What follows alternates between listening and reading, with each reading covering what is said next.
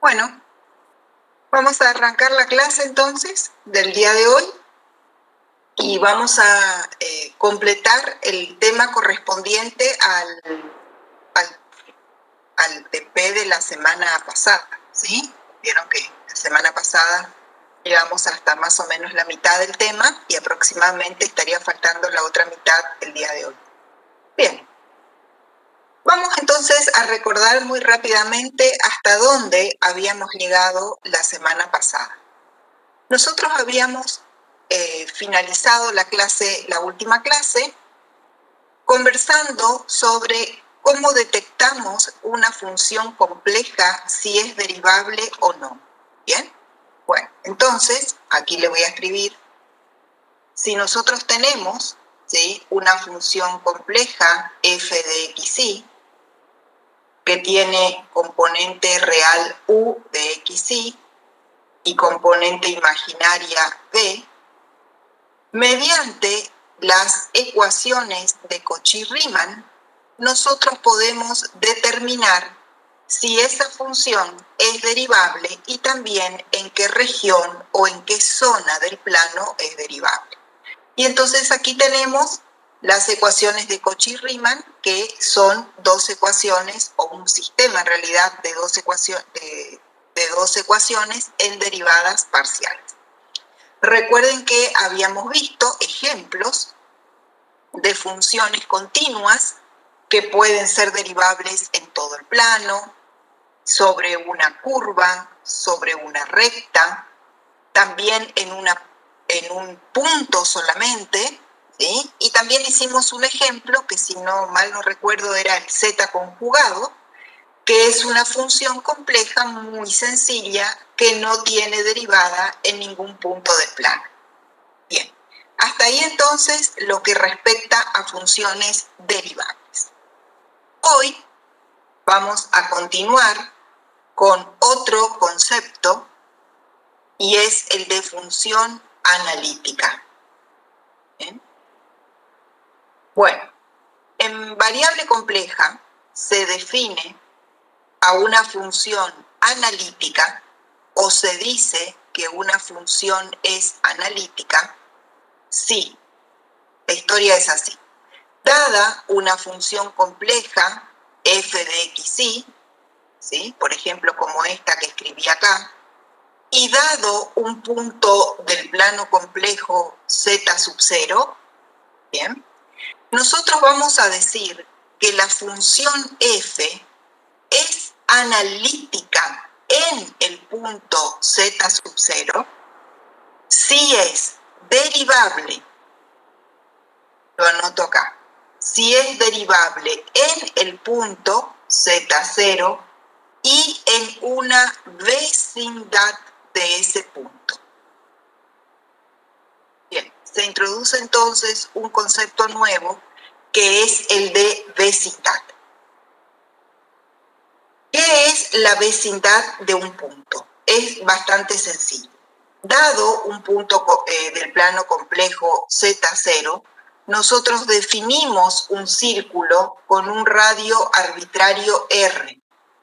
El interior de ese círculo, el interior sin tomar el borde, esa región que queda encerrada por el círculo es lo que se conoce como vecindad del punto Z0 con radio R. Ese radio, como dije recién, es arbitrario.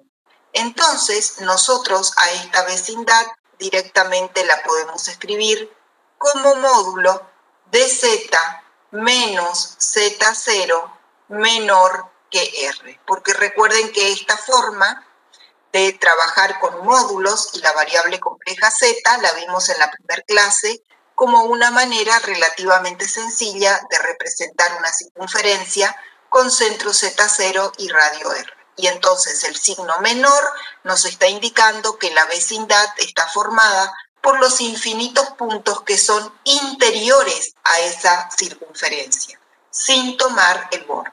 Bien, entonces volvemos al concepto de función analítica. Para que una función en variable compleja sea analítica en un punto cualquiera del plano, nosotros tenemos que poder armar o dibujar o definir, como quieran llamarlo, una vecindad de ese punto con un radio arbitrario. A elección nuestra, la única condición obviamente es que sea un radio distinto de cero. Si dentro, o sea, si para los infinitos puntos que están dentro de esa circunferencia o dentro de ese círculo, para estos infinitos puntos la función también es derivable, entonces esa función va a ser analítica en el punto z sub 0. La condición de analiticidad o de función analítica es más exigente que la condición de ser derivable, porque debe ser derivable en un entorno, se llama, en una vecindad, no solamente en el punto. Y entonces, por ejemplo, si nosotros tenemos una función f de z, como podría llegar a ser un polinomio, ¿sí? Supongamos los polinomios en el plano complejo, vimos la clase pasada que son derivables en todo el plano. Significa que si nosotros tomamos un punto cualquiera de ese plano y armamos una vecindad, ese polinomio va a ser derivable en todos los puntos de la vecindad. Y como eso sucede en cualquier punto del plano, llegamos a la conclusión de que los polinomios en el plano complejo son analíticos en todo el plano complejo, o sea, son analíticos en C, que denominamos así al plano complejo Z.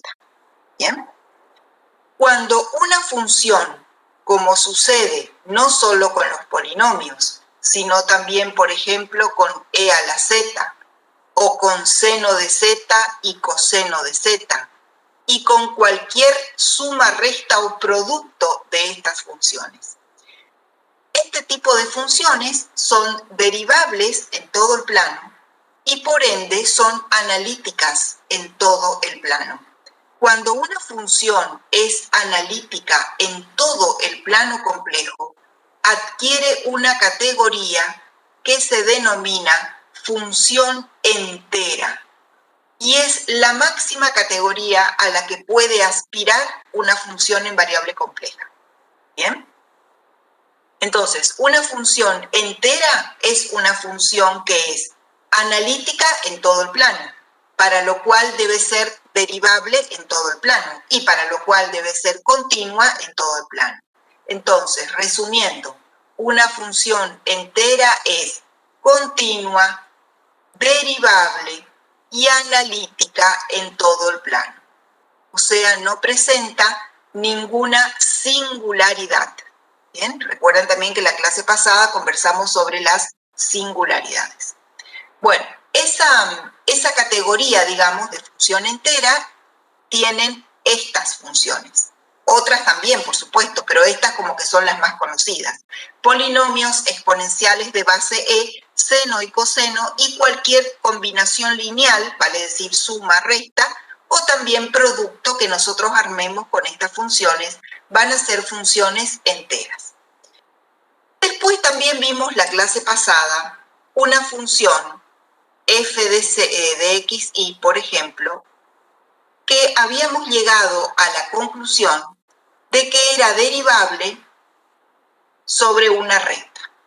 Bueno, cuando una función es derivable, por ejemplo, sobre una recta o sobre una curva, como esa parábola, por ejemplo, o una curva cualquiera en el plano, no es analítica en ningún punto del plano. Porque si nosotros tomamos, supónganse, un punto cualquiera como este, en el cual la función sea derivable, y pretendemos armar una vecindad, por más pequeño que sea el radio que nosotros elijamos, por más que sea muy, muy pequeño, indefectiblemente se nos va a salir de la recta y va a tomar, o de la curva, y va a tomar puntos del plano donde la función no es derivable. Entonces, cuando una función es derivable sobre una curva, por ejemplo, no es analítica en ningún punto del plano. ¿Bien? También vimos un ejemplo que creo que era módulo de z elevado al cuadrado. Esta función f de z, habíamos llegado a la conclusión de que solamente es derivable en el origen. Como ustedes también seguramente se están imaginando, si es derivable en un único punto, no es analítica ni siquiera en ese punto, porque cualquier vecindad que nosotros armemos del punto, por más pequeñito que sea el radio, vamos a estar tomando puntos donde la función no es derivable. Y por ende, esta función es, por ejemplo, continua en todo el plano complejo, derivable solamente en el origen y no es analítica en ningún punto del plano complejo. ¿Sí? Y por último, otro ejemplo que vimos es la función z conjugado. Esa función, según vimos, es continua en todo el plano, pero no era derivable o no es derivable en ningún punto del plano. Por lo tanto, voy a poner acá, no es derivable. Y si no es derivable, por supuesto que entonces tampoco va a ser analítica en ningún punto del plano complejo.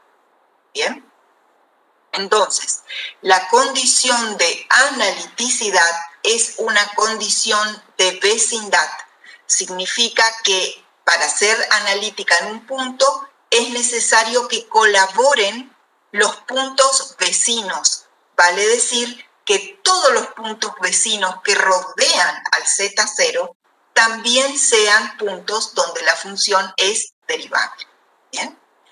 Entonces, si hiciéramos, por ejemplo, una pirámide o en realidad un triángulo con las condiciones de una función compleja, aquí en la base, como condición básica, tendríamos la condición de continuidad.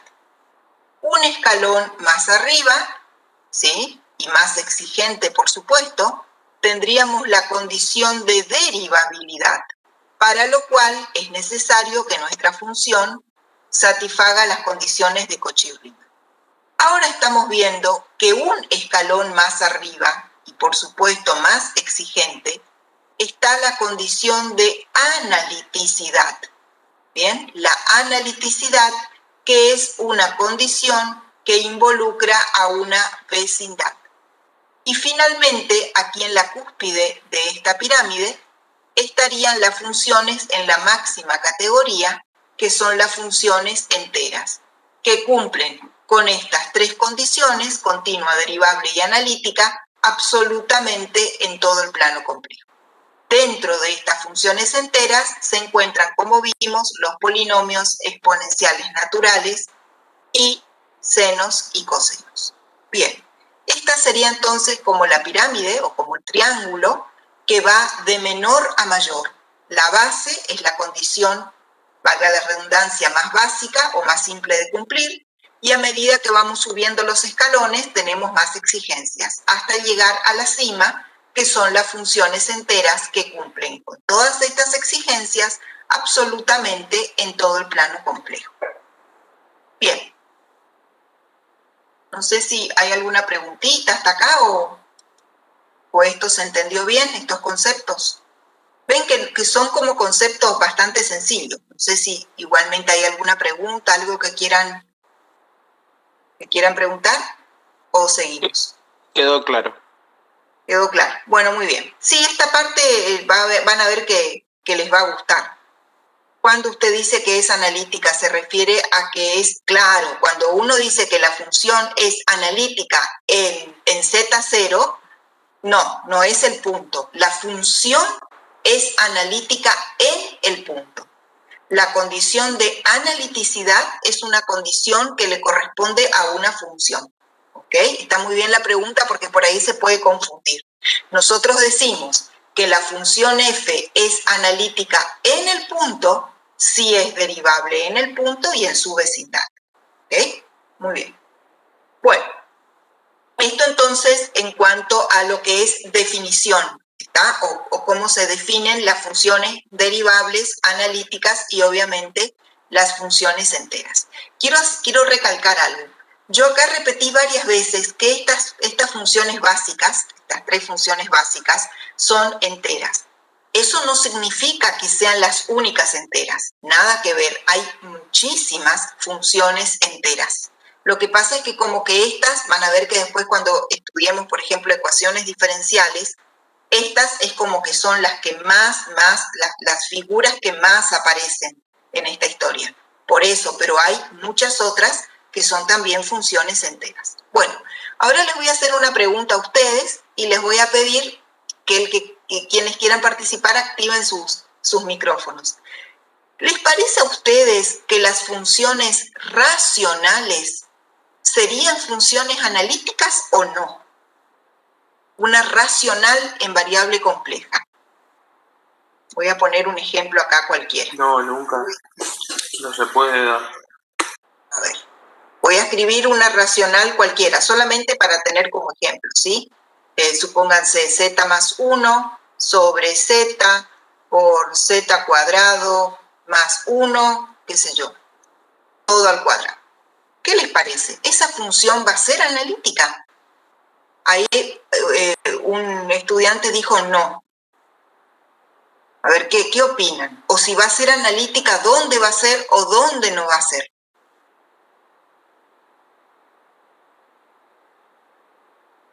No va a ser analítica porque inclusive está restringida en su dominio, en el denominador siempre. Y siempre hay raíces para las funciones complejas.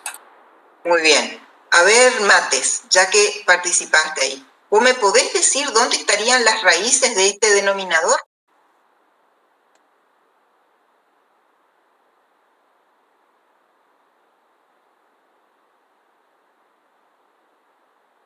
¿Alguien me puede decir a dónde están las raíces? En el origen hay un cero. En el origen. Y el otro es más menos raíz de menos 1. Muy bien, o sea, en más i y en menos i. ¿Estamos todos de acuerdo? Ahí están las 3 raíces. Entonces, ustedes me dicen que esa función racional directamente no es analítica. ¿Lisa y llanamente no es analítica o hay alguna posibilidad de que sea analítica? Podría ser que sea analítica en todo el plano sin considerar esos puntos. Exacto. Fíjense que si nosotros tomamos, supónganse, cualquier región del plano, por decir algo, este cuadrante, y tomamos un punto acá, y a este punto le armamos una vecindad, no hay ningún problema.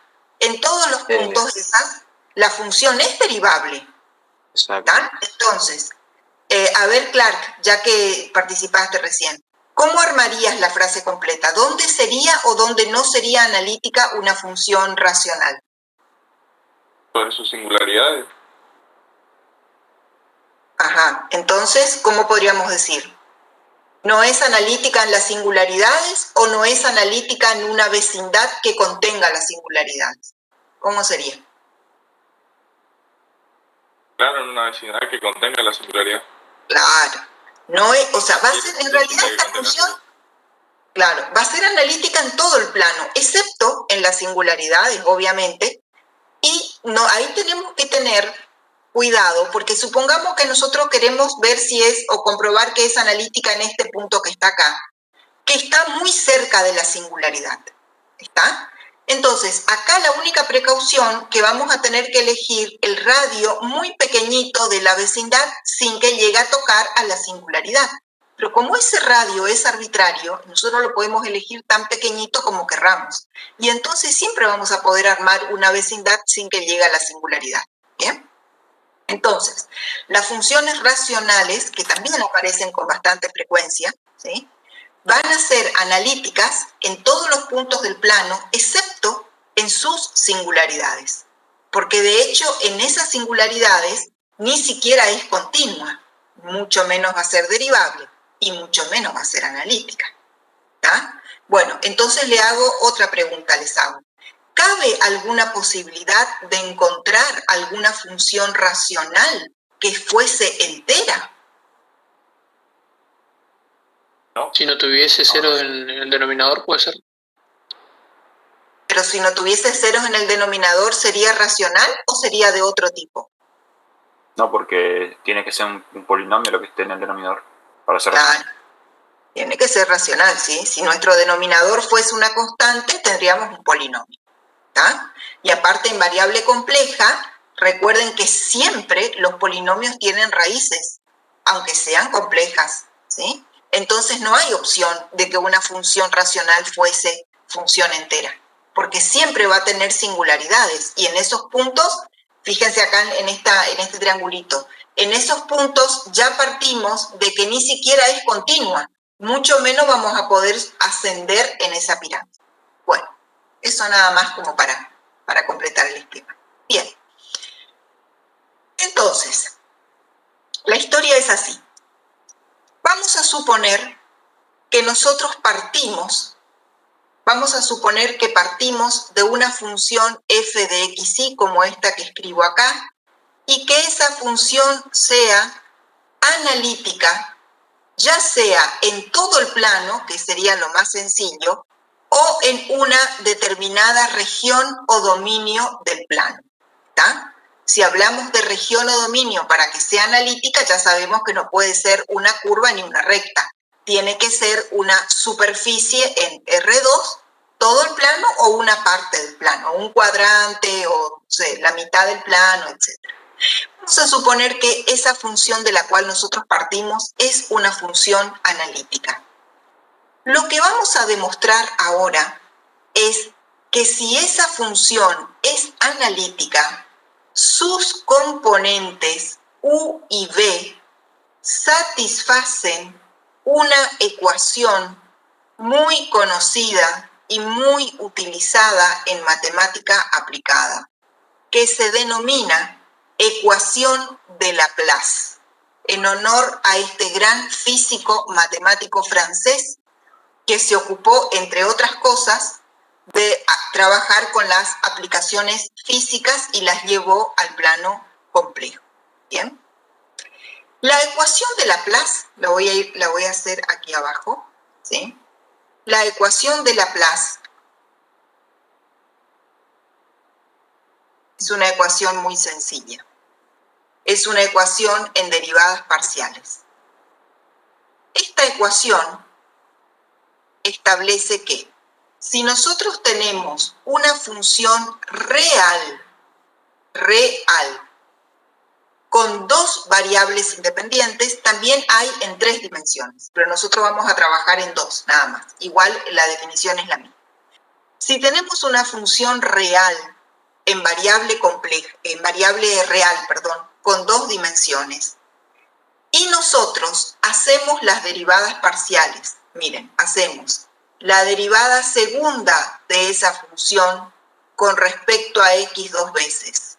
Y luego le sumamos la derivada segunda con respecto a y 2 veces. Esa suma nos da igual a 0. Toda función real que cumpla con esta condición, decimos que cumple con la ecuación de Laplace. Y cuando una función cumple con la ecuación de Laplace, adquiere la categoría o el rango de función armónica. ¿Bien? Entonces, tenemos como definición que una función es armónica si cumple la ecuación de Laplace.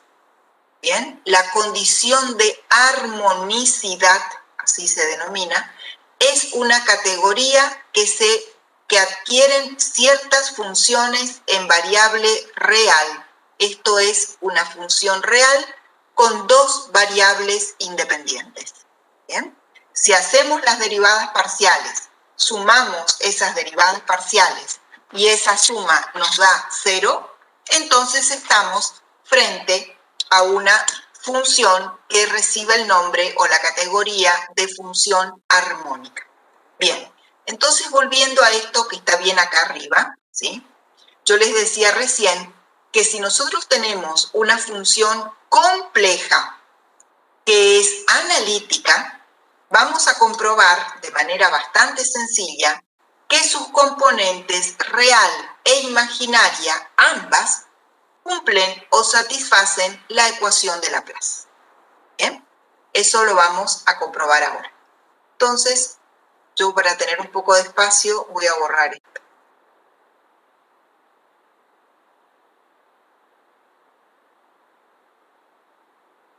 ¿Cómo vamos a demostrar la ecuación de Laplace? Bien, si nosotros partimos de una función f, que es una función analítica, podemos estar seguros que esa función va a cumplir con las ecuaciones de Cauchy-Riemann. ¿Okay? Sí o sí tiene que cumplir con Cauchy-Riemann, porque si no, no va a ser derivable ni mucho menos analítica. Entonces, supongamos que partimos de una función f en variable compleja que cumple en determinada región del plano con las condiciones de Cauchy-Riemann.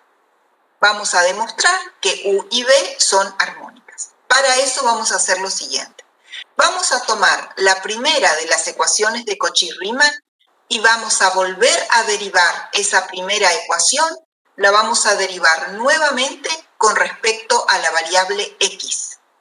Entonces nos va a quedar la derivada segunda de U con respecto a x dos veces resulta igual a la derivada segunda de b con respecto a y con respecto a x.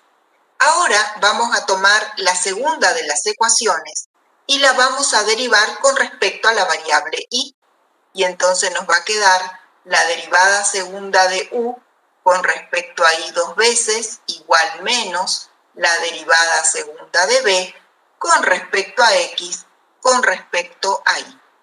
Y una vez que hicimos eso, lo que hacemos es sumar ambas ecuaciones miembro a miembro, o sea, lado izquierdo con lado izquierdo y lado derecho con lado derecho. Si sumamos el lado izquierdo, nos va a quedar derivada segunda de u con respecto a x dos veces más derivada segunda de u con respecto a y dos veces, y a la derecha nos va a quedar igual a 0, porque aquí tenemos las derivadas parciales cruzadas. Y ustedes ya saben por el teorema de Schwarz, que vieron en cálculo 2, que estas derivadas parciales cruzadas, si las funciones son continuas, esas derivadas son iguales. Por lo tanto, tenemos dos derivadas iguales con distintos signos.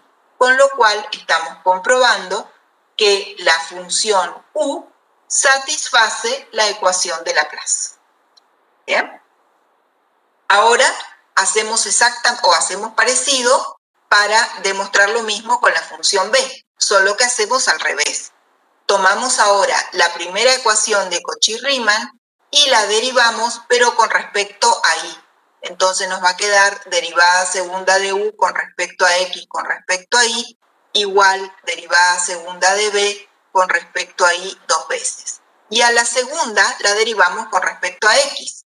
Entonces nos va a quedar derivada segunda de u con respecto a y con respecto a x igual menos derivada segunda de b con respecto a x dos veces. Y ahora este signo negativo de la segunda ecuación yo lo voy a dejar positivo al lado derecho y voy a pasar el signo negativo al lado izquierdo.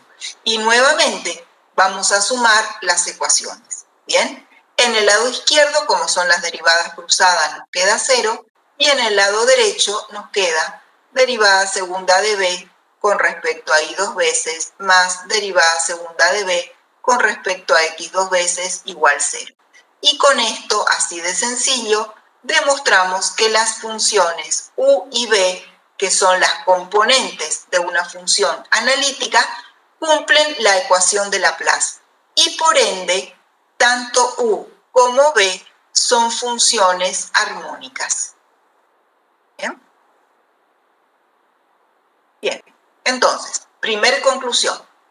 Si f de x, y es una función analítica, sus componentes u y b satisfacen la ecuación de Laplace y por ende son funciones armónicas. Bien. Ahora, no solamente son funciones armónicas, porque además de cumplir con la ecuación de Laplace, cumplen con las condiciones de Cauchy-Riemann. Entonces, cuando un par de funciones, como sucede aquí con u y b, son cada una de ellas por su lado, son armónicas, ¿tá? Pero además cumplen con las condiciones de Cauchy-Riemann, entonces decimos que ese par de funciones son armónicas conjugadas. ¿Bien? Entonces, en una función analítica compleja, f, sus componentes real e imaginaria, que son funciones reales, ¿sí?, son entre sí armónicas conjugadas. ¿Bien? Una cuestión que por ahí va a simplificar la nomenclatura. Esta ecuación de Laplace, en lugar de escribir esto que así como está escrito acá, se suele escribir Laplaciano al cuadrado de phi igual a 0. ¿Tá? El nabla al cuadrado, el operador en derivadas parciales nabla, cuando está elevado al cuadrado, recibe el nombre de Laplaciano, justamente porque representa la suma de las derivadas parciales de segundo orden de una función phi que cumplen la ecuación de Laplace. Entonces, en lugar de escribir así, se abrevia esta nomenclatura y queda más sencillo, nabla cuadrado de phi igual 0, y también representa la ecuación de Laplace. O sea que en este caso nosotros podemos poner que nabla cuadrado de u es igual a 0, y esto es equivalente a poner que nabla cuadrado de b es igual a 0. ¿Bien? ¿Se comprendió esto o hay alguna preguntita?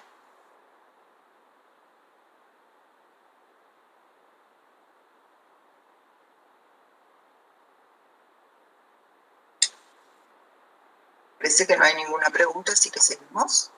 Sí, se entiende. ¿No? Dale.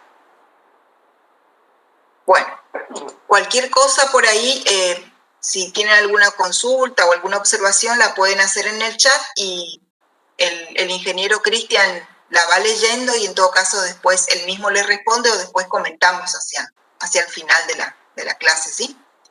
Bueno, entonces, tenemos esta cuestión, digamos, conceptual, ¿sí? Borré un poco la pizarra para que quede más entendido.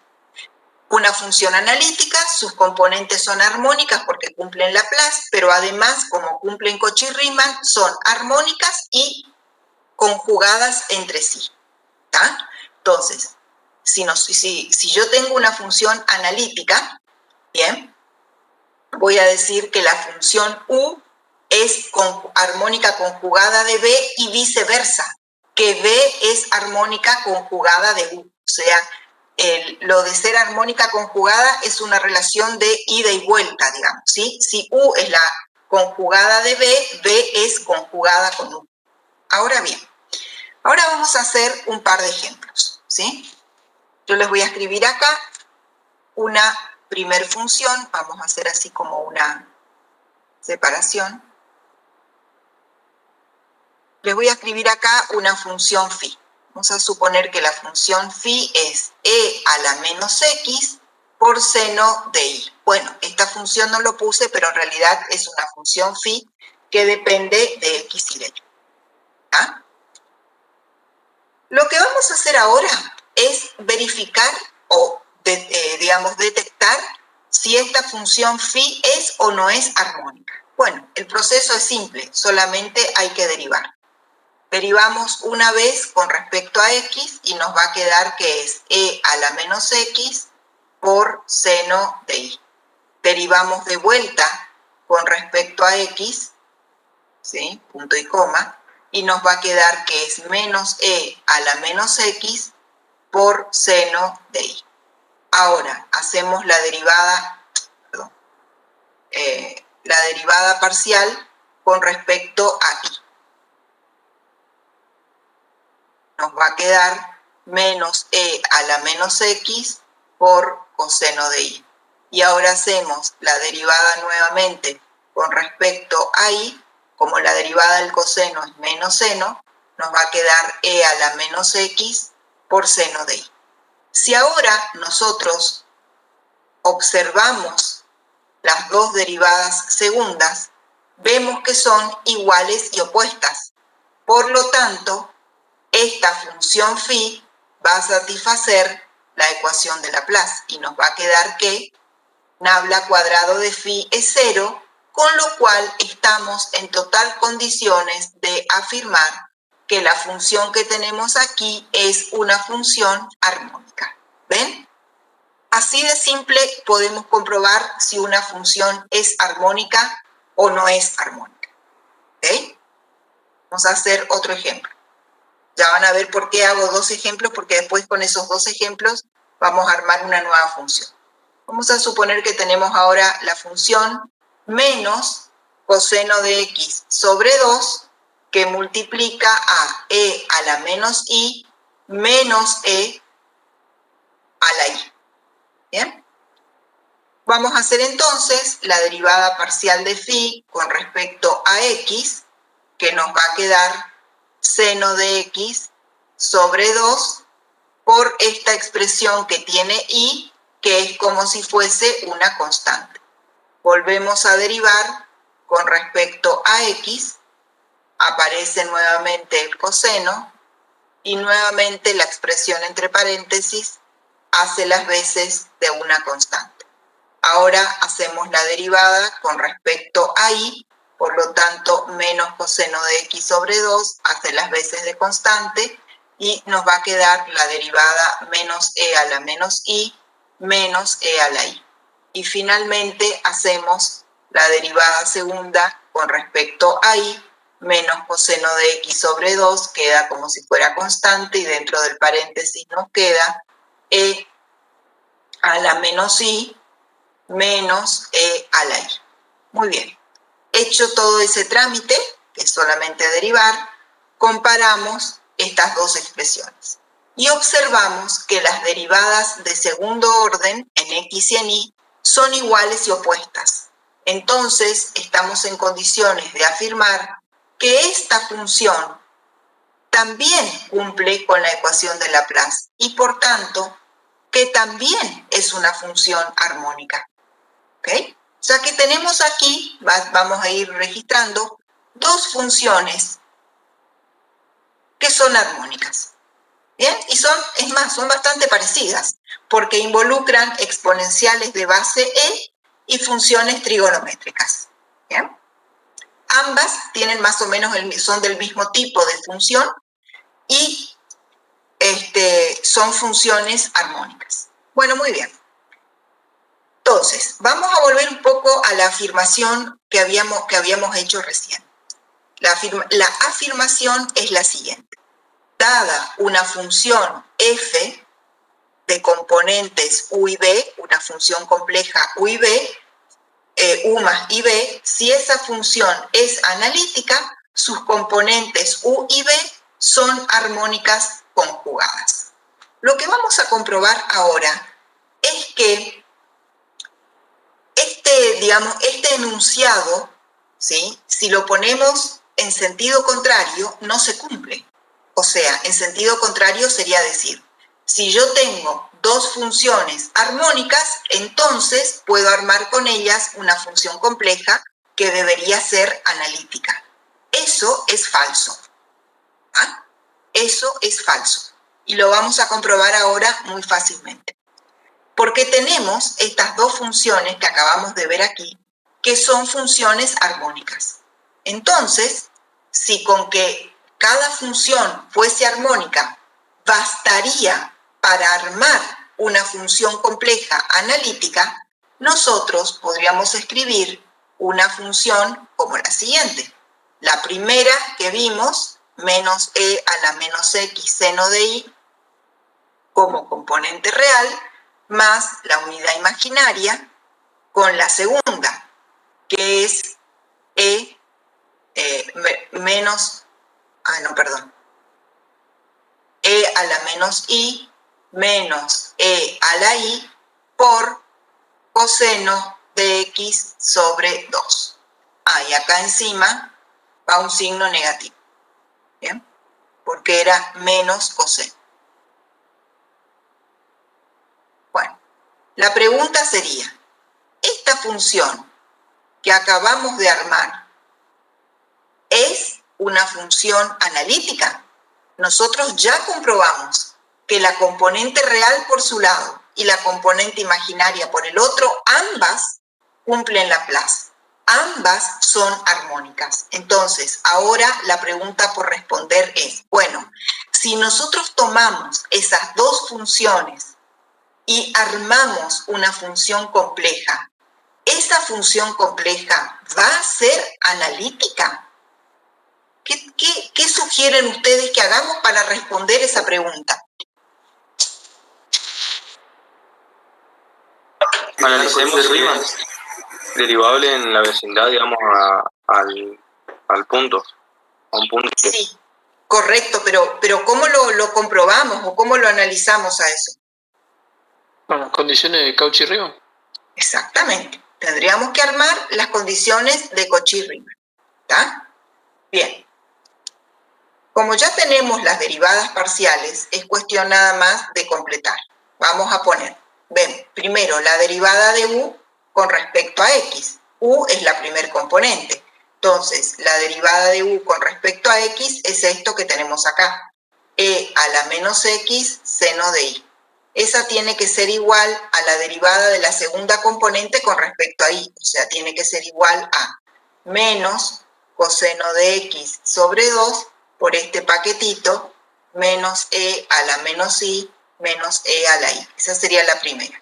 Y la segunda sería la derivada de u con respecto a y, o sea, menos e a la menos x por coseno de y, debería ser igual a menos la derivada de b con respecto a x, o sea, eso que está como segunda componente. Seno de x sobre 2 por e a la menos y menos e a la y. Bueno, muy bien. Eso es Cauchy-Riemann. Esto sería Cauchy-Riemann. Ahora, vamos a remontarnos un poquito a la clase pasada. ¿Ustedes recuerdan qué tendrían que quedar o que quedar las ecuaciones de Cauchy-Riemann para que nosotros podamos decir que esa función es analítica, o sea, derivable en todo el plano o en una región del plano? Tenía que cumplirse la igualdad, por ejemplo, de dos números constantes. Claro, muy bien, Zapata. ¿Te recordás? ¿Te recordás, Zapata, cómo se llamaba cuando se cumplía al 100% esa igualdad? ¿Qué nombre recibe? Muy bien, es una identidad. Bien, ahora les voy a pedir que ustedes miren las ecuaciones de Cauchy-Riemann que acabamos de encontrar. Y me digan, ¿son identidades esas ecuaciones?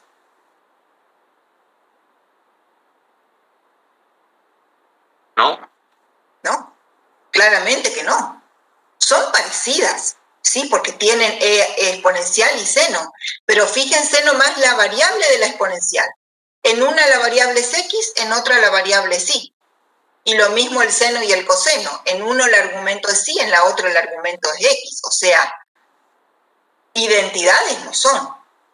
Podrán cumplirse en determinadas curvas o en determinados puntos del plano, pero identidades no son. Entonces, ¿la función es analítica? No, no es analítica. No es analítica. ¿Y por qué les parece que no es analítica? Si nosotros ya habíamos comprobado que la componente real y la componente imaginaria cumplen Laplace. ¿Por qué no nos dio que es analítica? ¿Qué nos estaba faltando a nosotros?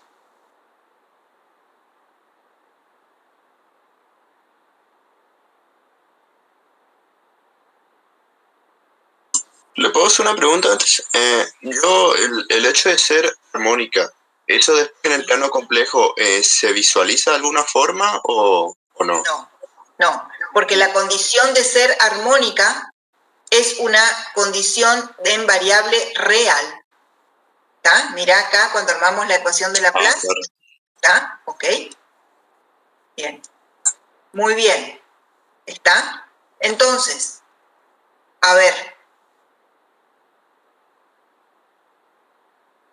Puede ser que nos faltaba saber o determinar en qué región la función era armónica o algo así. Porque va a depender de la región. Sí, No, sí, en este caso, como las funciones exponenciales y seno son funciones continuas en todo el plano, si son armónicas, van a ser armónicas también en todo el plano. ¿Ah? En este caso. Ahora, si es una función racional, qué sé yo, ahí puede ser un poco más complicado, pero en este caso, como son funciones continuas en todo el plano, son también armónicas. Lo que está faltando, chicos, es esta palabra mágica que está acá arriba, conjugadas. Nosotros lo que comprobamos hasta ahora, solamente comprobamos Laplace, o sea, solamente comprobamos que cada una por su cuenta o por su lado es armónica, pero no verificamos que sean conjugadas. Efectivamente no son conjugadas. Como no son conjugadas, la función compleja no resulta analítica. ¿Ah? En la enorme mayoría de los casos, si nosotros tomamos dos funciones cualquiera que anden dando vuelta por ahí y que sean armónicas, si nosotros armamos con ella una función compleja, el 99% de las veces esa función compleja no va a ser analítica, porque no alcanza con que las funciones sean armónicas. Tienen que ser además conjugadas, o sea, entre ellas tiene que haber un vínculo. Y ese vínculo son las condiciones de Cauchy-Riemann, que evidentemente estas funciones así aisladas que tomamos no cumplen. ¿Está? Entonces, vuelvo otra vez al concepto.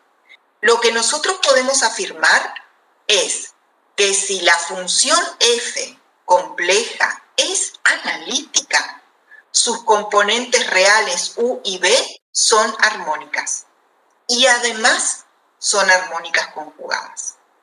Ahora, el hecho de tomar dos funciones cualquiera armónicas y armar una función compleja no nos asegura en lo más mínimo que esa función compleja va a ser analítica. ¿Por qué? Porque las funciones no son conjugadas, son armónicas, pero no son conjugadas. ¿Tá? Y ahí viene una cuestión, porque cada función armónica tiene su propia conjugada. No es cualquiera la conjugada, es la que le corresponde. Es una relación 1 a 1. ¿Tá? Así como cada función tiene su propia derivada o cada función tiene su propia primitiva, ahora vemos que cada función tiene su propia conjugada. Bueno, entonces ahora sí, directamente, vamos a ver cómo vamos a trabajar o cómo se trabaja en general. Antes de eso, permítanme un comentario muy breve, así como al margen, digamos. No tan al margen, sino entre paréntesis, después seguimos con el desarrollo matemático. ¿Por qué nosotros estamos interesados en las funciones complejas analíticas y en las funciones reales armónicas? Bien, eso lo el tema lo vamos a desarrollar puntualmente en la próxima clase. Pero para que ustedes tengan idea de por qué en matemática aplicada esta ecuación de Laplace es una ecuación tan importante o que se aplica mucho. Bien, básicamente porque las funciones armónicas juegan un papel y las funciones analíticas, las armónicas y las analíticas, juegan un papel muy importante en la aplicación física que vamos a ver de campos vectoriales. Ustedes en cálculo 2 estudiaron los campos vectoriales a nivel matemático, a nivel analítico, ¿tá? Entonces conocen la parte algebraica, digamos, de campos vectoriales.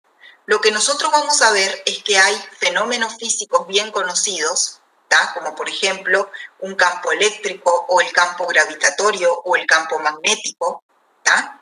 Esos campos vectoriales, ¿sí?, se modelan matemáticamente en funciones complejas. ¿Bien? Y la función que da origen a la expresión matemática de esos campos es una función armónica. ¿Bien? Si la función que origina el campo vectorial es una función armónica, el campo vectorial es un campo gradiente, un campo conservativo, que seguramente también escucharon hablar de eso en física. ¿Tá? Los campos conservativos tienen la particularidad de que la función que les da origen, que se llama función potencial, cumple exactamente con la ecuación de Laplace. Y si la función potencial de un campo vectorial cumple con la ecuación de Laplace, ese campo vectorial es conservativo. ¿Y eso qué significa? Que la divergencia de ese campo vectorial es nula, porque en campos vectoriales la ecuación de Laplace representa la divergencia del campo. ¿Bien? Y en un campo, por ejemplo, un campo eléctrico, en realidad la divergencia nula implica que el flujo neto de energía en esa región del plano del espacio es cero. ¿Bien? O sea que la energía que ingresa es exactamente la misma que la que sale. Y esa es una característica primordial de los campos conservativos. Y como nosotros apuntamos en toda esta historia, y vamos a llegar ya a la próxima clase, todo este prólogo que estuvimos viendo en realidad es para poder aplicarlo en el estudio de campos vectoriales, que es una de las aplicaciones más importantes que tiene las funciones de variable compleja en un correlato físico. ¿tá? Y entonces ahí es donde estas funciones armónicas entran en juego. Por eso es que las estamos viendo con tanto detenimiento. Bien, ahora sí. Les decía que el proceso, generalmente en un ejercicio, en un problema físico, es que nosotros vamos a partir de conocer la función phi. ¿tá? Nos van a dar, o vamos a tener, por ejemplo, una función phi que representa, por decir algo, el potencial de un determinado campo eléctrico, de un determinado campo de velocidades de un fluido, de lo que sea. Nos van a dar el modelo matemático que representa a la función phi. Y entonces nosotros lo que vamos a hacer es lo siguiente, vamos a decir, bueno, esa función phi, por ejemplo, va a representar la componente real u de nuestra función compleja.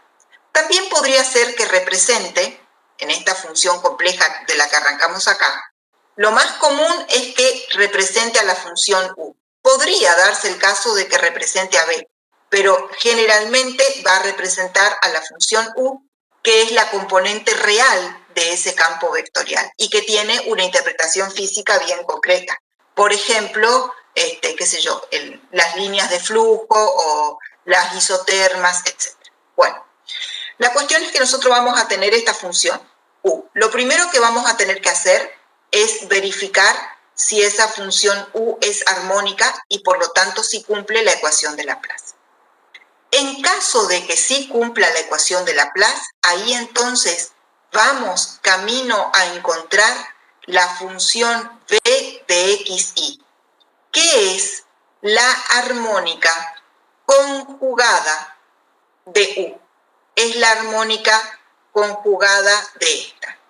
Y recién ahí, cuando encontremos la conjugada, que como les dije es única o es una familia de conjugadas, vamos a poder armar la función compleja que va a tener componente real u con su interpretación física correspondiente y componente imaginaria b con su interpretación física correspondiente. Y ahí sí vamos a estar seguros que esta función f de z es analítica.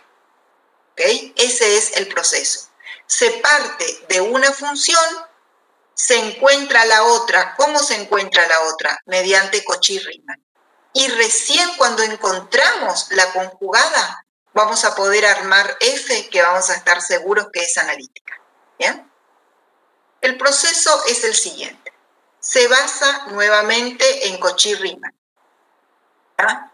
Entonces yo voy a escribir de vuelta las condiciones de Cauchy-Riemann acá.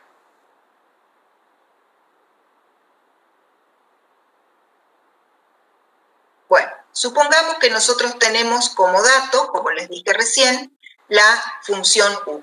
Por lo tanto, nosotros, esta expresión derivada en u en x y derivada en u en y, son para nosotros conocidas. Ahora, Lo que nosotros queremos hacer es encontrar la armónica conjugada B. Por lo tanto, esta no la conocemos y esta no la conocemos tampoco. Bueno, entonces podemos tomar cualquiera de las condiciones de Cauchy-Riemann.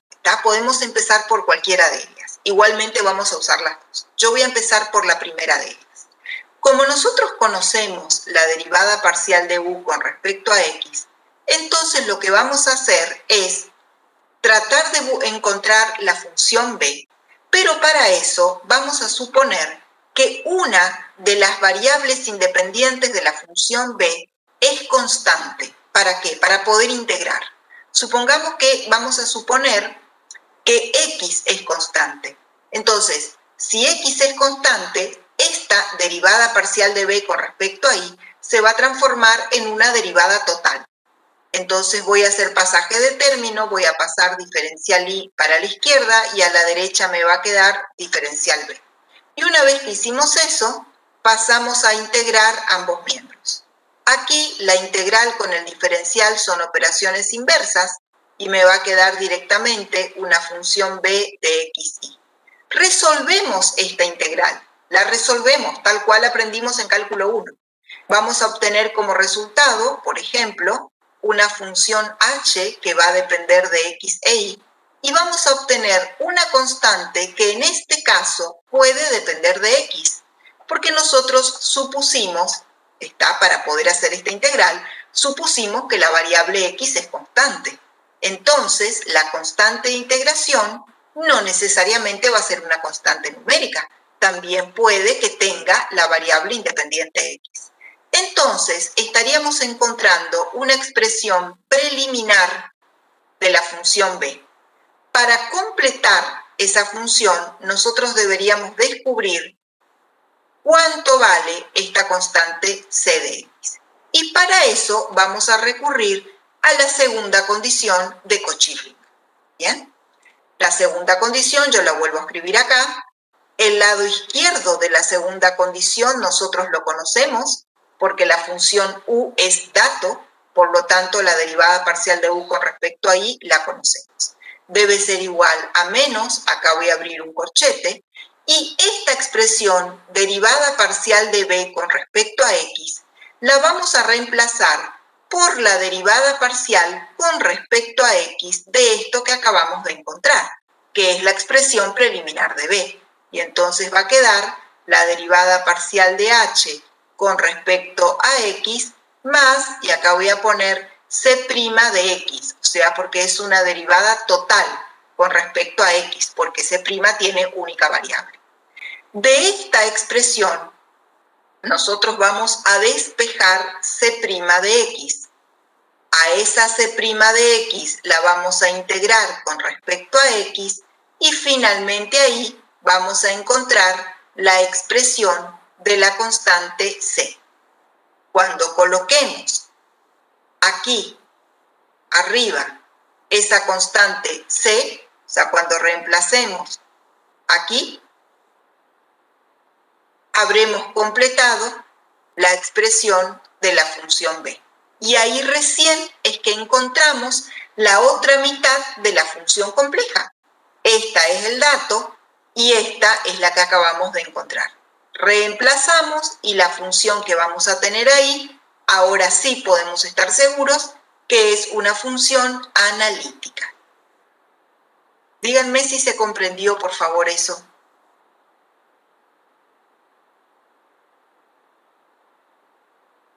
Sí, profe, de mi parte sí. ¿Sí? ¿Se comprendió? Bueno, vieron que no tiene mucha historia. Ahora vamos a hacer un ejemplo y ustedes van a ver que es sencillo. Vamos a aprovechar ya lo que tenemos. Vamos a partir de esta función. Voy a hacer acá mismo, así ya borro esto y no tengo que escribirlo en nuevo. Vamos a tomar esa primer función que tenemos ahí, phi, que ya comprobamos que es armónica. Eso es lo primero que hay que hacer, comprobar que es armónica. Supongamos que a nosotros nos dan entonces la función phi igual menos e a la menos x por seno de y. Nosotros comprobamos que es armónica, ya lo hicimos, y ahora nos ponemos en búsqueda de su armónica conjugada. ¿Para qué?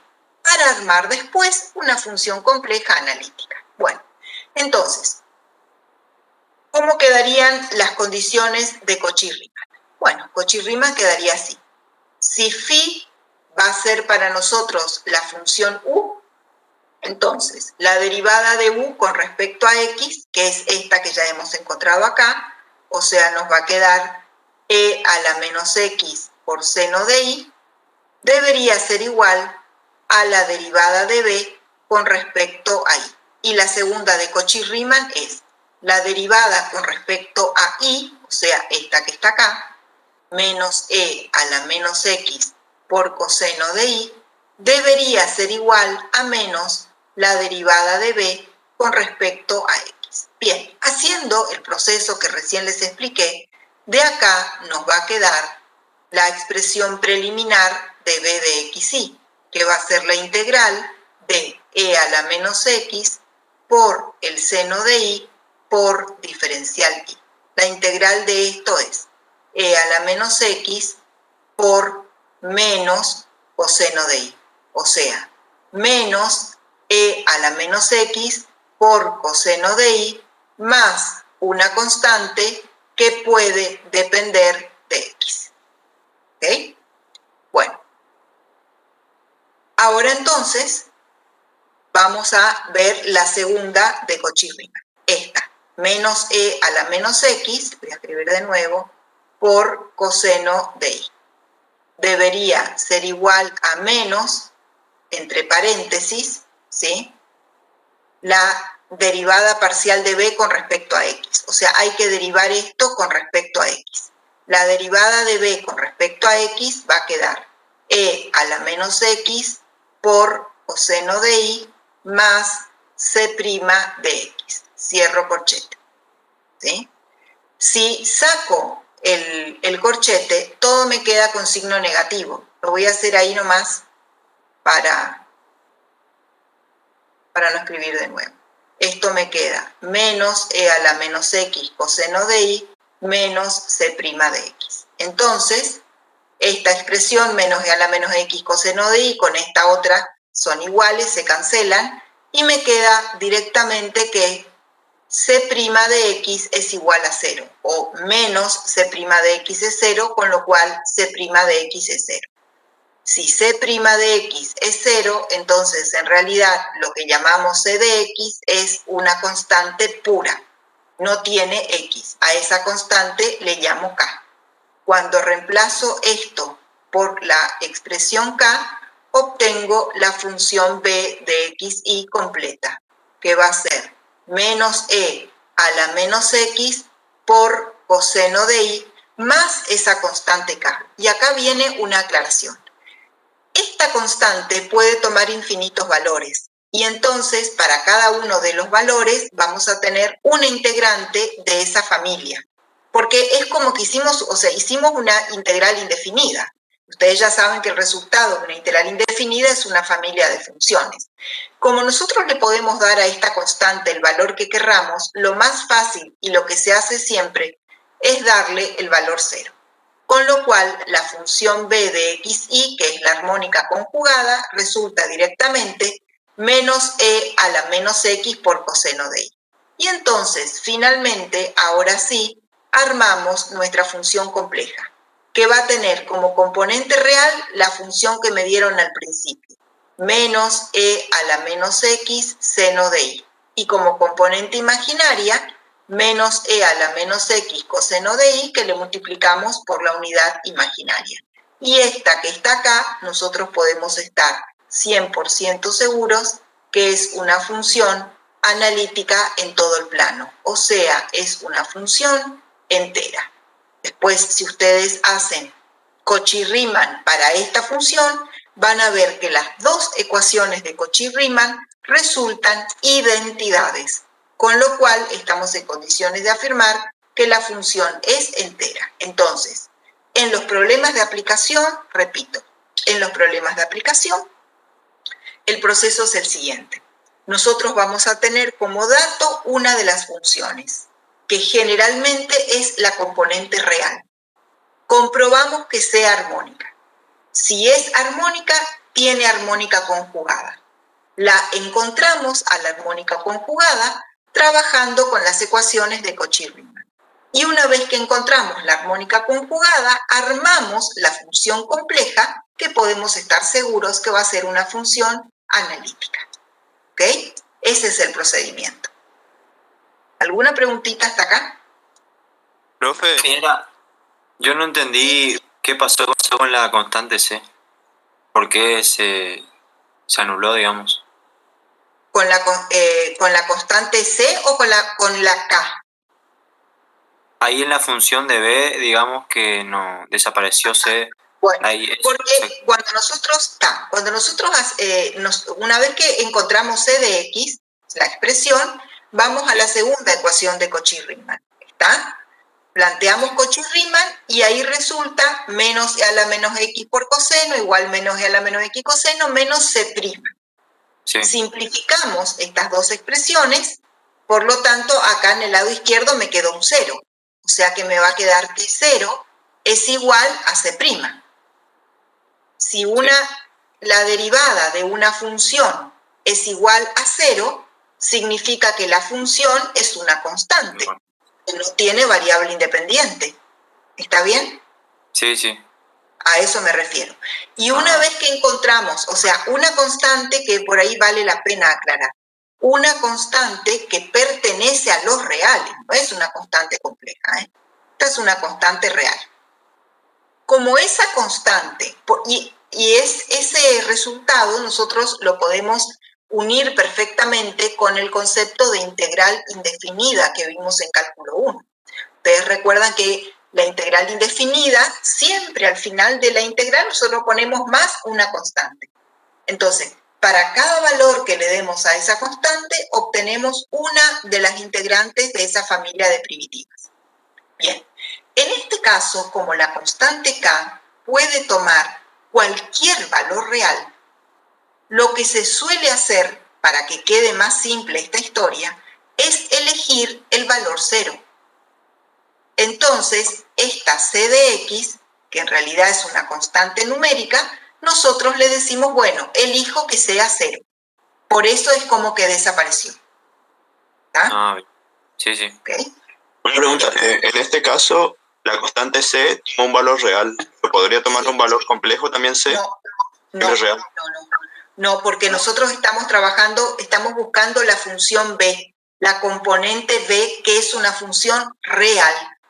Tanto claro. U como B son reales. Solamente que después, al final de esta historia, cuando nosotros armamos la función compleja, le agregamos la unidad imaginaria.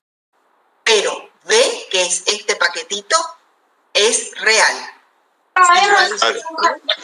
Durante todo el procedimiento se trabaja solo con reales. Exacto, se trabaja solo con real. Porque, eso también me olvidé de decirles. Y ahora me recordé con esta pregunta. Porque en los campos vectoriales, chicos, las variables independientes de los campos vectoriales, X e Y, son las coordenadas espaciales, o sea, las coordenadas en X y en Y del plano, en este caso de la posición. Entonces, esas X e Y van a determinar mi función U y mi función B, y son absolutamente reales. ¿Ok?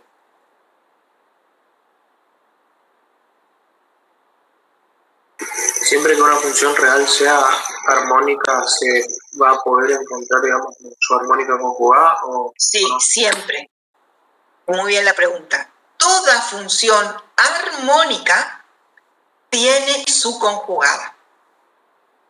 ¿Ah?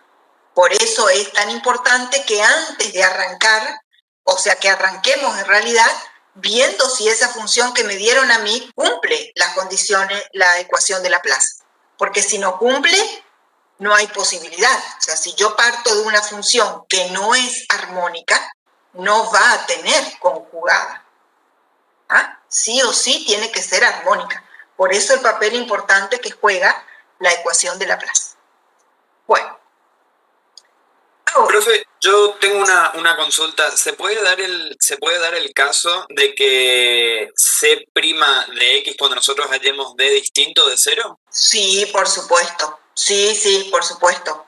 puede darse el caso y seguramente, yo porque tomé, bueno, este ejemplito y justo me dio 0, pero seguro en la práctica va a haber, puede perfectamente, supónganse, darse el caso de que C' de X nos dé, por ejemplo, -2.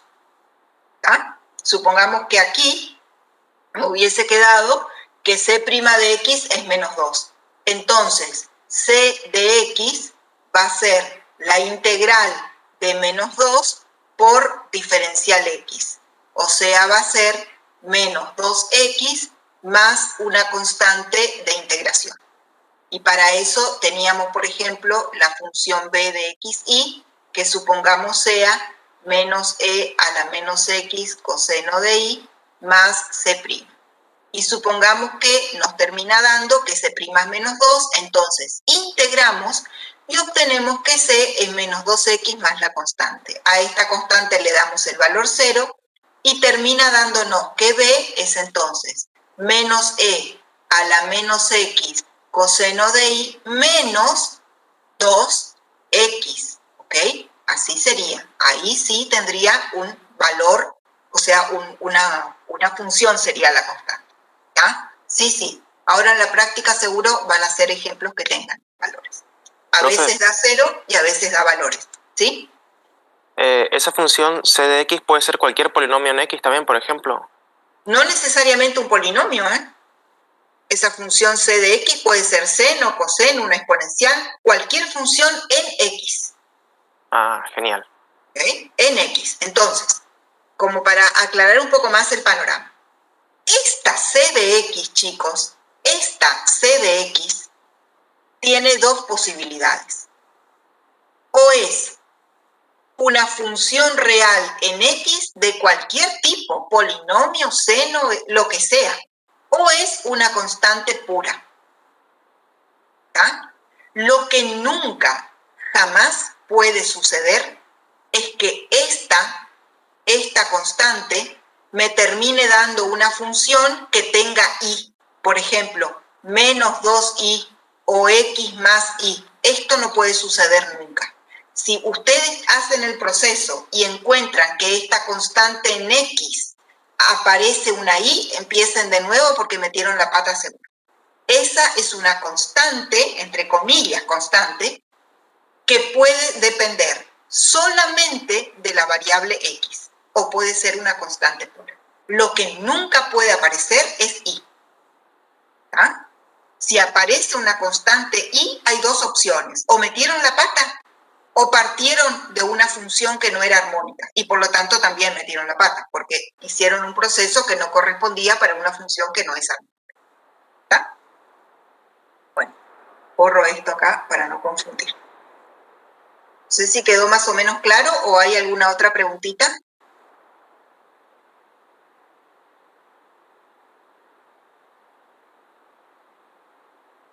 sé por qué no. Bueno, seguimos entonces. Como para ir cerrando esta historia, vamos a hacer una cuestión conceptual más y después le voy a mostrar un par de ejemplos. Cuando una función, acá, cuando una función f igual u más ib es analítica y por ende sus componentes son armónicas conjugadas, entonces esas funciones armónicas conjugadas u y b, si son armónicas conjugadas, son lo que se llama una familia de curvas ortogonales. ¿Qué quiere decir? Que son familias de curvas perpendiculares que se cruzan o se cortan a 90 grados. ¿Está? Fíjense cómo vamos a hacer. Vamos a suponer que nosotros partimos de una función u de xy y su armónica conjugada b de xy. Bueno, estas funciones, que en realidad son funciones implícitas, ¿está? Porque miren la forma que tienen. -e a la -x coseno de y menos e a la -x seno de y son curvas implícitas, generalmente, ¿está? Tienen ambas variables. Si nosotros le quisiéramos graficar, podríamos graficar esas superficies en R3, porque le igualamos esto al z, que no es la variable compleja, sino que es la tercera variable de R3, y obtendríamos la gráfica de alguna superficie en el plano complejo, en el espacio R3, ahí se me confunde, disculpen. Obtendríamos una superficie en R3. Ahora bien, si nosotros, en lugar de igualar esas funciones o esas expresiones implícitas u y b a la tercera variable espacial z, la igualamos a dos constantes, supónganse, la igualo a una constante c y a esta la igualo a una constante k. ¿Bien? Pregunto, ¿qué obtengo gráficamente si igualo una curva implícita en xy a una constante? ¿Qué obtengo? Curvas de nivel. Curva de nivel. Obtenemos curvas de nivel. ¿Y las curvas de nivel se grafican en R2 o en R3? 2. Perfecto. Las curvas de nivel se grafican en R2. ¿Está? Entonces, lo que esto significa es lo siguiente, que nosotros para cada valor de la constante C vamos a obtener una curva de nivel, supongamos U igual C1, U igual C2, U igual C3, etc. Después para la función B, la curva B, lo mismo. B igual K1, B igual K2, B igual K3, etc. Lo que vamos a demostrar es que en cada punto en el que se corten estas familias de curvas, ¿sí?, las rectas tangentes son perpendiculares. Por eso se dice que las familias de curvas son ortogonales. ¿Está? Sus rectas tangentes en los puntos de intersección de cualquier curva de nivel de U con cualquier curva de nivel de B son ortogonales. ¿Cuándo se va a dar eso? Cuando U y B sean armónicas conjugadas. ¿Bien? Entonces, ahora vamos a la demostración, que es muy sencilla. Vamos a suponer entonces que nosotros partimos de la curva de nivel de U, ¿está?, igualada a una constante. Vamos a obtener el diferencial total de esa curva U con respecto a X. Para eso hay que tener presente la regla de la cadena. Tanto U como B dependen de X y de Y, pero a su vez Y también depende de X, porque es una curva implícita. ¿Está? Entonces, vamos a tomar la primera ecuación, U de X igual a una constante, y vamos a armar el diferencial total de esa ecuación con respecto a la variable independiente X. Entonces va a resultar la derivada parcial de U con respecto a X más la derivada parcial de U con respecto a Y, y acá viene la cadena, por la derivada total de Y con respecto a X.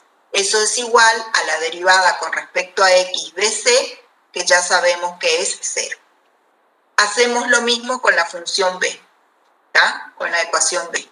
Derivada parcial de B con respecto a X más derivada parcial de B con respecto a Y por derivada total de Y con respecto a X igual derivada de K con respecto a X, que nos da 0. ¿Bien? Y ahora lo que hacemos no es más que aplicar lo que ya vimos en cálculo 1. Nosotros en cálculo 1 vimos que si queremos obtener la pendiente de una recta tangente a una función en un punto, lo que tenemos que hacer primero es hallar la derivada. Y luego en esa derivada reemplazar el punto. Entonces aquí la derivada viene dada por la expresión de derivada de Y con respecto a X, que es Y'. Entonces, de esta primera ecuación vamos a despejar la derivada de Y con respecto a X, que corresponde a la curva 1. Sí la voy a indicar. Despejamos despejando esa expresión, nos queda directamente menos la derivada parcial de u con respecto a x, porque este término pasa restando, y luego el otro término que pasa dividiendo, derivada parcial de u con respecto a y.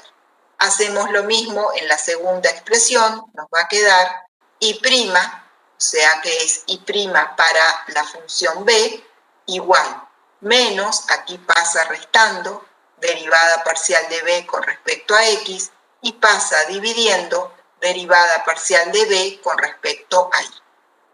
Muy bien. Estas serían las derivadas en cualquier punto de estas curvas de nivel. Esta de la familia de curvas U en azul y esta de la familia de curvas B en naranja. Ahora bien, como nosotros partimos del hecho, del supuesto de que esas funciones son armónicas conjugadas, indefectiblemente tienen que satisfacer las condiciones de Cauchy-Riemann. Entonces me voy a parar en esta última expresión y vamos a recordar las condiciones de Cauchy-Riemann. Fíjense que las condiciones de Cauchy-Riemann, las teníamos escritas por acá, ¿sí? Establecen que, bueno, no sé dónde está, la escribo de vuelta, que la derivada parcial de u con respecto a x es igual a la derivada parcial de b con respecto a y. Y la derivada parcial de u con respecto a y es menos la derivada parcial de b con respecto a x. Entonces, simplemente en vez de poner en el denominador derivada parcial de b con respecto a y, lo que voy a poner es, la voy a reemplazar por la derivada parcial de u con respecto a x. Y acá en el numerador, en lugar de poner menos la derivada parcial de b con respecto a x, la voy a reemplazar por la derivada parcial de u con respecto a y. Si nosotros ahora multiplicamos entre sí la y' para u con la y' para b, ¿está? Si multiplicamos y' de la curva u con y' de la curva b, el resultado es menos 1, porque las expresiones son opuestas. Fíjense, derivada de u en x en el numerador y esta en el denominador.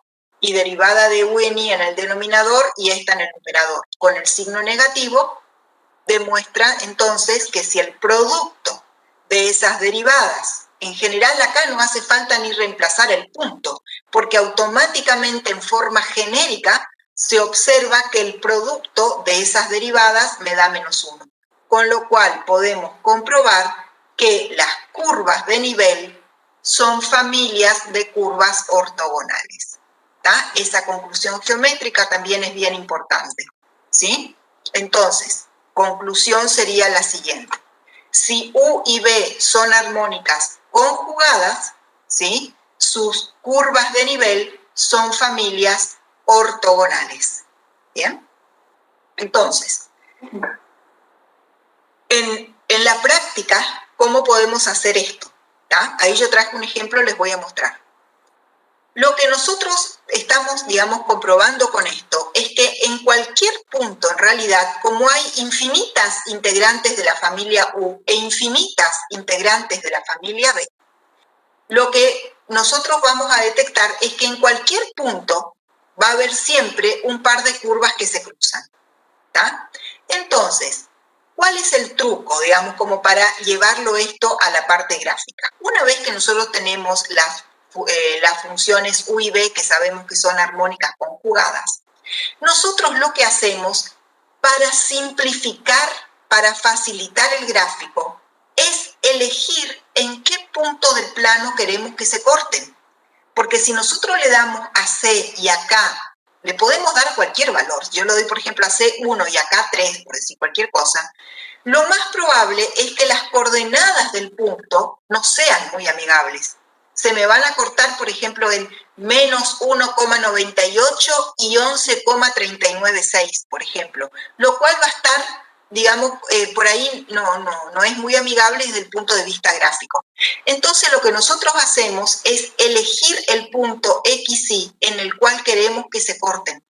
Supongamos que yo quiero que esta familia de curvas de nivel se corten exactamente en este punto. Y le doy coordenadas fáciles, 2, 4, por ejemplo. Entonces, me voy a las curvas de nivel de U, a las curvas de nivel de B, reemplazo la X y la Y por el valor 2, 4 y saco qué valor deben tener las constantes. ¿Está? Elijo X, Y, las reemplazo y saco qué valor deben tener esas constantes. Igualo entonces a esas constantes y con eso voy a conseguir, por ejemplo, que esta sea la curva U y que esta sea la curva B. Y entonces se van a cortar justo en ese punto. Y ahí yo voy a comprobar que las pendientes están a 90 grados. ¿Está? Entonces, supongamos, para esta misma función, yo lo hice ahí en el PDF que les voy a mostrar. Supongamos que yo elijo, ¿sí?, que se cortan, no sé en qué valor elegí cuando hice, pero supongamos que yo quiero elegir que se cortan en el punto 1, 1. ¿Está? Si yo quiero que se corten en el punto 1, 1, entonces la función U la evalúo en 1, 1 y me va a quedar menos e a la menos 1 por seno de 1. Esta va a ser mi constante c para la función U. Y la función b la evalúo en 1, 1 y me va a quedar menos e a la menos 1 por coseno de 1. Esta va a ser la constante k para mi función b. Entonces, ahí igualo. Esta u la igualo a c y a esta b la igualo a k. Grafico eso, por supuesto, con el GeoGebra, ¿tá? Y van a comprobar eso. Bueno, yo acá, Cristian, ¿cómo era Cristian para compartir el PDF acá? Ahí con el clic derecho nomás, le tiene que aparecer la opción de agregar PDF. Mira, antes de que cambie, ¿puedo hacer una duda que me quedó? Sí. Yo cuando usted puede ir un poco más para la parte derecha, cuando había quedado que era igual a menos 1 al multiplicar. Yo que, o sea, ahí usted se basa, como dio menos 1, ¿ahí en qué se basó para decir que eran ortogonales? Porque ustedes recuerdan que cuando dos rectas, ¿sí?, si yo tengo una recta así y otra recta así, para que estas rectas sean perpendiculares tenemos que hacer el producto. El producto de las pendientes de M1 y M2 me tiene que dar menos 1. Y en tal caso, las rectas son perpendiculares. ¿Está? Claro. Entonces, solo cuando nos debería dar menos 1 para Exacto. comprobar.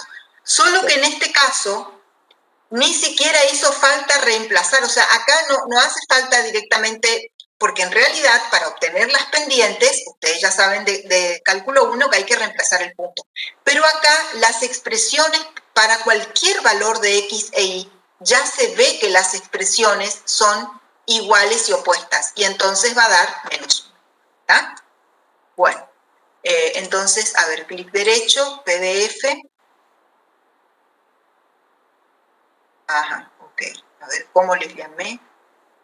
Funciones armónicas, me parece.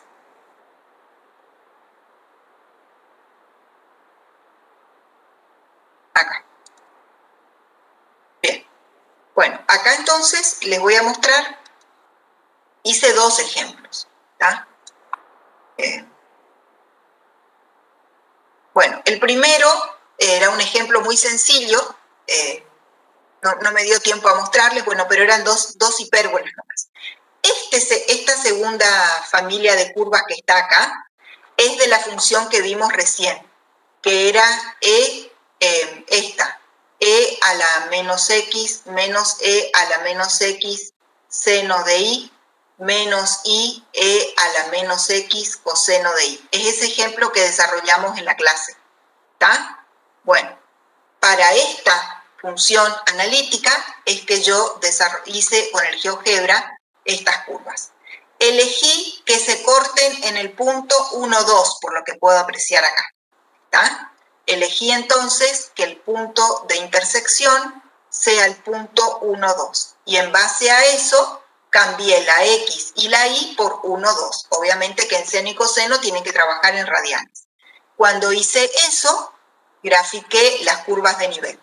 Esto que está en rosa, que son estas especies de parábolas acostadas, digamos, es la familia de curvas para la parte real, o sea, para la función u, igualada a esa constante. Lo que pasa es que por la periodicidad de las funciones seno y coseno hay infinitas curvas. Todo a lo largo del eje Y van a encontrar estas curvas. Y después, las que están en azul son la familia de curvas menos e a la menos x coseno de y igualadas a una constante k, que también hay infinitas. Entonces, obviamente, hay infinitos puntos de intersección. Y el que yo había pedido, que era 1, 2, es este que se ve acá, digamos, en el primer cuadrante, ¿sí? Y aquí están, pedí también que el programa me trace las rectas tangentes a las curvas para ambas curvas en ese punto. Y se aprecia a la perfección que son perpendiculares. ¿Bien? Entonces, con esto estamos cerrando. Como resumen, si f de z es una función analítica, sus componentes u y b son armónicas, cada una por su lado cumple con la ecuación de Laplace.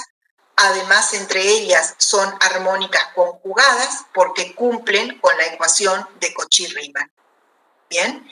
Y geométricamente, dos familias de curvas armónicas conjugadas son ortogonales. Significa que en todos los puntos de intersección, las rectas tangentes a ambas curvas forman 90 grados.